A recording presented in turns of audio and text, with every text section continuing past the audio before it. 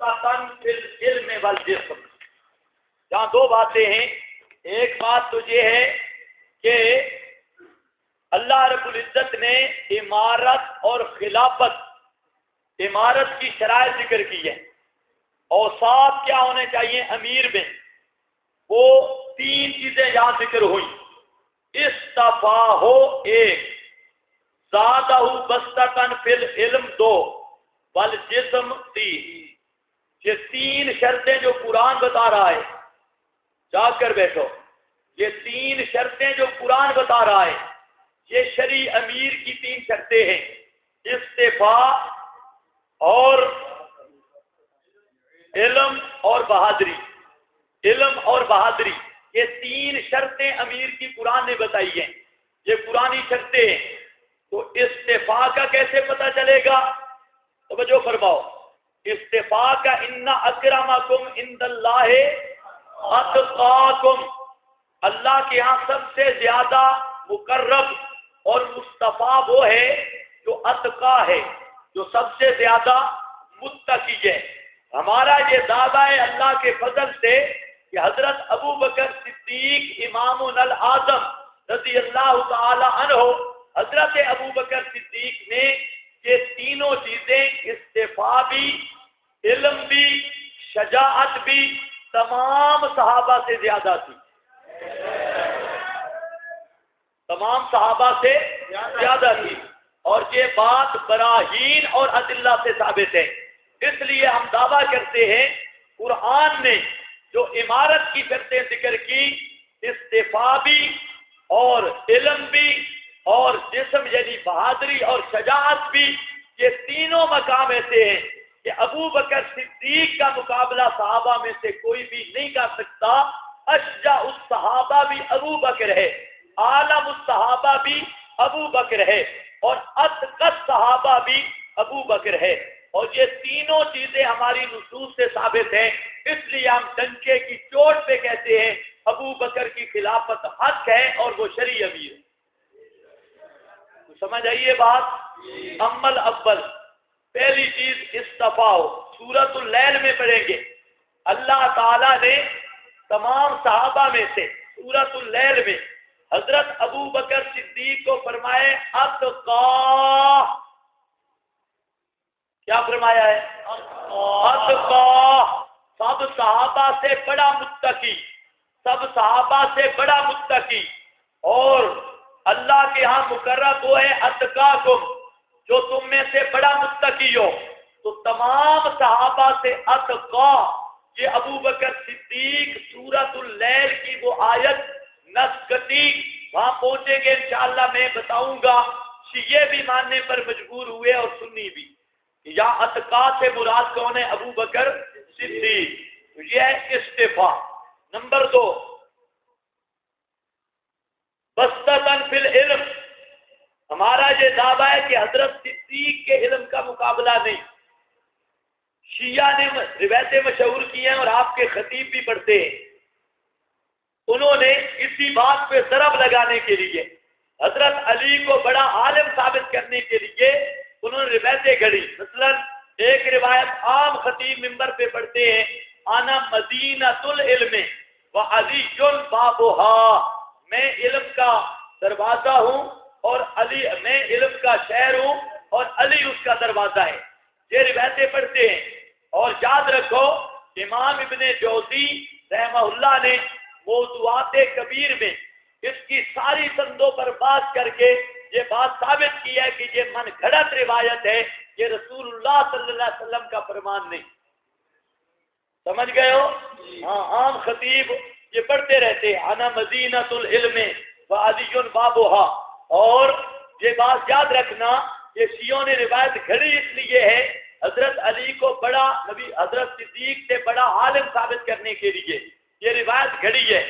یہ روایت ترمذی میں ہے، لیکن امام ترمذی نے کہا حسن الغریب، یہ غریب سند ہے. لیکن امام ابن جوزی نے اس کا حق ادا کیا ہے. اور اسی طرح امام ابن تیمیہ نے منہاج السنہ کے اندر اس کو موضوع ثابت کیا.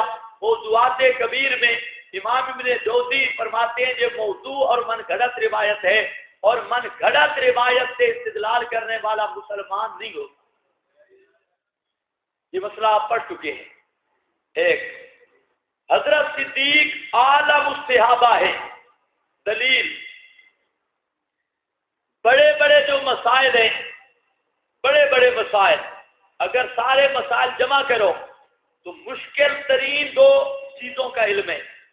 ایک ہے وراثت کا مسئلہ، علم المیراث، یہ مشکل ترین علم ہے، اور نمبر دو علم الصلاۃ، نماز کے مسائل۔ یہ دو چیزیں جو ہیں یہ سب سے عام اور سب سے مشکل ہیں، اور نماز کے بھی سارے مسائل مشکل ترین علم، اور میراث کا بھی۔ حضرت نبی پاک صلی اللہ علیہ وسلم نے حضرت علی کی موجودگی میں حضرت صدیق کو مصلح دے کر بتا دیا کہ عالم الصحابہ ابو بکر صدیق ہے۔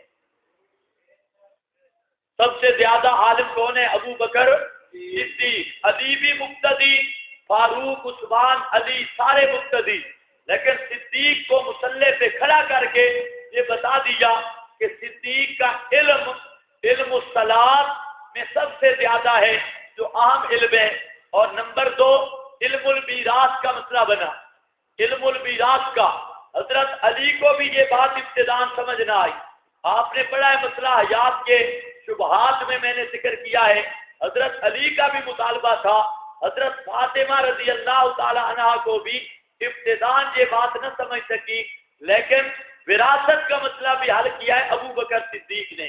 تو علم المیراث میں بھی ابو بکر صدیق سب سے آگے ہے۔ اور دل جسم یہ صرف عنوان دے رہا ہوں، میراث کے مسئلے میں، صلاۃ کے مسئلے میں عالم الصحابہ ابو بکر صدیق ہیں۔ اور رہ گیا بستتاً فی الجسم، یہ تو ساری دنیا مانتی ہے۔ حضرت علی رضی اللہ تعالیٰ عنہ کا حوالہ میں نے پیچھے لکھوایا ہے کسی مقام پہ، جو ابتداء تھے۔ حضرت علی کہتے ہیں کہ جنگ میں نبی پاک علیہ السلام کا جب خیمہ لگا، آپ نے فرمایا کون چوکیداری کرے گا؟ کہتے ہیں ہم میں سارے لوگ ہمت نہیں کر رہے تھے، کیونکہ مشکل ترین مرحلہ تھا دشمن کے اتنے بڑے زرگاہ میں آپ کے خیمے کی حفاظت کی چوکیداری، یہ سب سے بڑا مسئلہ تھا۔ تو حضرت صدیق آئے اور کہنے لگے میں چوکیدار بنوں گا، سب سے آگے آ کے میں چوکیداری کروں گا۔ حضرت علی کہتے ہیں اس لیے میں کہتا ہوں ابو بکر اشجع الناس، سب لوگوں سے زیادہ بہادر اور سب لوگوں سے زیادہ دل والے تھے، اشجع الناس تھے۔ سمجھ گئے؟ نمبر دو، آپ کی زندگی کا مشکل ترین مرحلہ ہجرت کی رات تھی، اور آپ کی جان کو سب سے زیادہ خطرہ ہجرت کی رات تھا، ہجرت کا سفر تھا۔ اللہ کے محبوب مکرم نے ہجرت کے سفر میں رفیق سفر حضرت ابو بکر صدیق کو بنا کر دنیا کو بتایا کہ خطرناک ترین موڑوں پر میرا ساتھی ابو بکر ہے، کیونکہ ابو بکر سے بڑا بہادر کوئی نہیں۔ کوئی سمجھ آ گئی یہ بات؟ تو تیسرا، نبی پاک علیہ السلام کی وفات کے وقت صحابہ کرام پر جو حالات گزرے، بڑے بڑے دل گردے والے اور بڑے بڑے استقامت کے پہاڑ، جن کی گرج اور جن کی آواز سے دنیا کفر پر آج بھی لرزہ طاری ہوتا ہے، ایسے ایسے جرنیل، فاروق اعظم جیسا آدمی، ان کا بھی دل کام کرنا چھوڑ گیا۔ آپ کی وفات اقدس کے حادثہ پر فاروق اعظم کا دل کام کرنا بھی چھوڑ گیا، جن کا نام آج بھی ایوان کفر اور شرک پر لرزہ طاری کر دیتا ہے، لیکن وہاں پر حضرت فاروق بھی برداشت نہ کر سکے، حضرت علی سارے پریشان ہو گئے، لیکن وہاں پر بھی پوری نبوت اور خلافت کا اور آپ صلی اللہ علیہ وسلم کی نیابت کا حق ادا کیا ہے تو ابو بکر صدیق نے آ کر، ورنہ تو صحابہ کرام کے دل کام کرنے چھوڑ چکے تھے، کوئی بے ہوش تھا، کوئی کس حالت میں تھا۔ ابو بکر صدیق نے آ کے خطبہ پڑھا، الا من کان منکم یعبد محمدا فإن محمدا قد مات ومن کان منکم یعبد اللہ فإن اللہ حی لا یموت۔ ابو بکر صدیق کا خطبہ آیا، صحابہ کے حوصلے پھر بلند ہو گئے، ان کے دل ٹھکانے پہ آ گئے، تو معلوم ہوتا ہے ابو بکر وہ ہے جو بستتن فی العلم بھی ہے، بستتن فی الجسم بھی ہے۔ حضرت علی بھی خطبہ پڑھنے کی ہمت نہیں کر سکے، لیکن حضرت صدیق نے آ کر خطبہ دے کے سب صحابہ کو مطمئن کیا ہے۔ تجھے ہمارا دعویٰ ہے کہ ابو بکر صدیق پوری اسلام کا مطالعہ کر لو، استفاء میں بھی اول نمبر ہے اور علم میں بھی اول نمبر ہے، بہادری میں بھی اول نمبر ہے۔ جب یہ تینوں شرطیں ابو بکر میں ہیں تو ابو بکر کی خلافت وہ عمارت اسلامیہ ہے، خلافت اسلامیہ ہے۔ اسی لیے علماء نے لکھا ہے کہ ابو بکر صدیق کی خلافت کا منکر جس طرح کافر ہے، جس طرح نبی کی نبوت کا منکر کافر ہے۔ آپ کوئی سمجھے ہو کہ نہیں سمجھے؟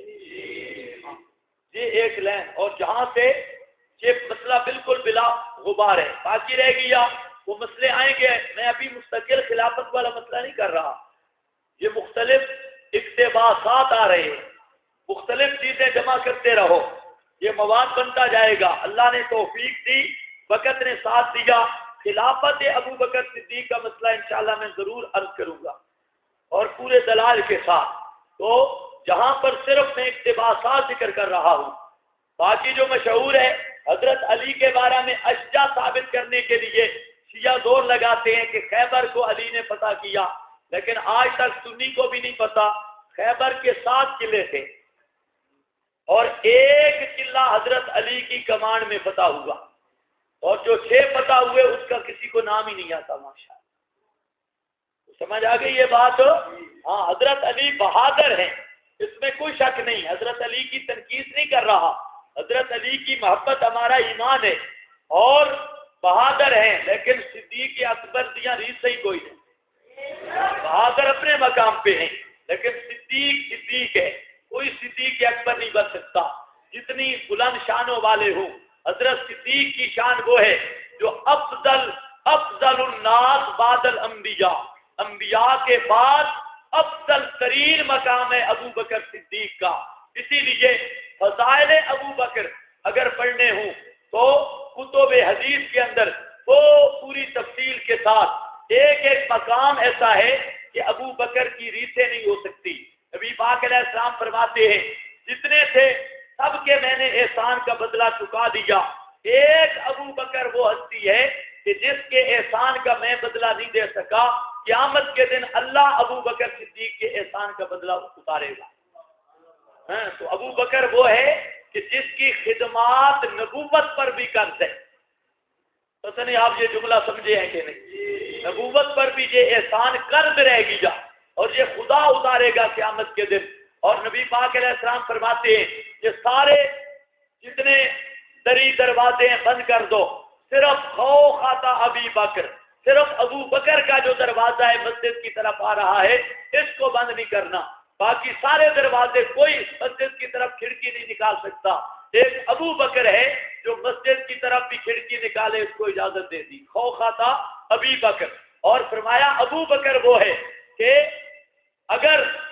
اگر میں دنیا میں کسی کو خلیل بناتا لَاتَّخَذْتُ أَبَا بَكْرٍ خَلِيلًا، تو پورے صحابہ میں سے اگر میں نے کسی کو خلیل بنانا ہوتا لَاتَّخَذْتُ أَبَا بَكْرٍ خَلِيلًا، تو میں ابو بکر کو خلیل بناتا، لیکن خلت کا مقام مع اللہ ہے میرا۔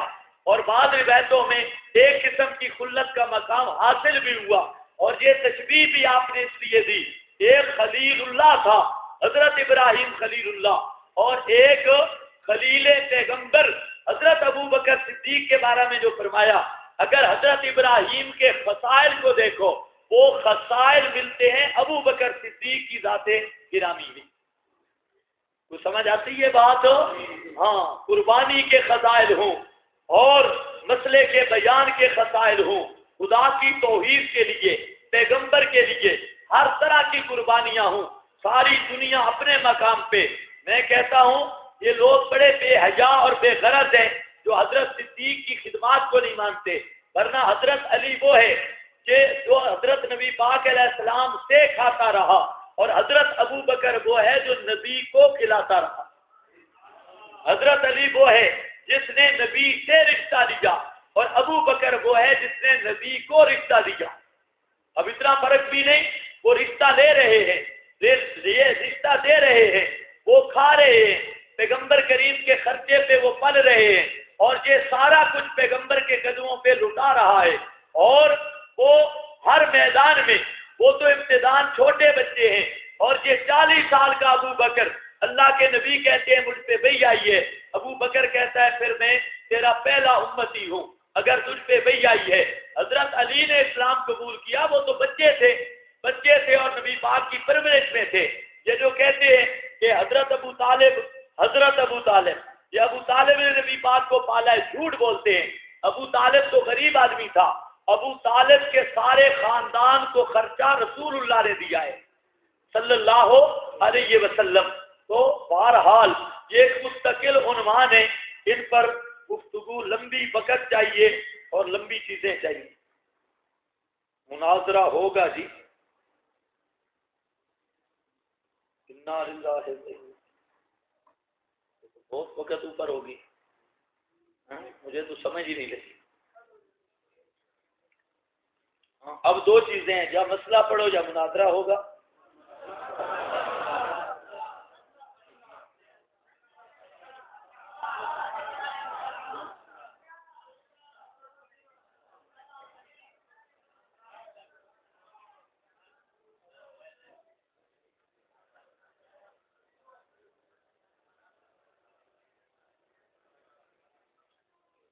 اچھا جی، مناظرہ چلو پھر ادھار ہو گیا۔